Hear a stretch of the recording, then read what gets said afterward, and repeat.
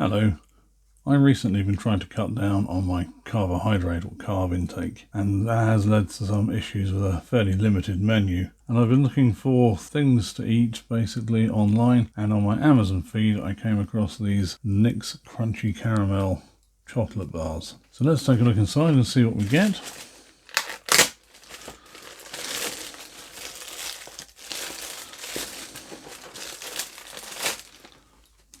Simple wrapper.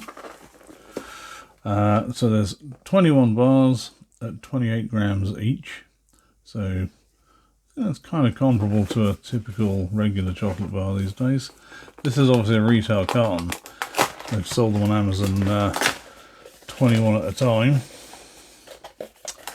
Worth noting at this point that this box cost £25.90, which means that each bar is going to set you back £1.23.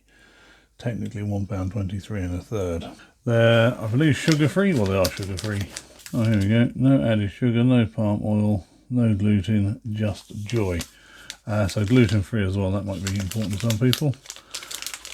Quite attractive packaging. Obviously, the crunchy caramel reflected in this yellow colour.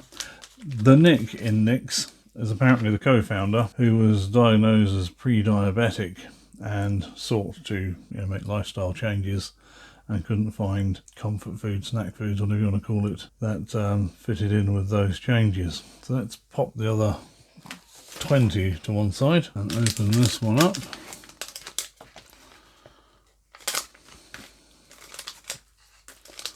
See what we have. Well, it does look like a chocolate bar. There is a nutritional label on here, so let's take a look at that. I don't know how well you can see that.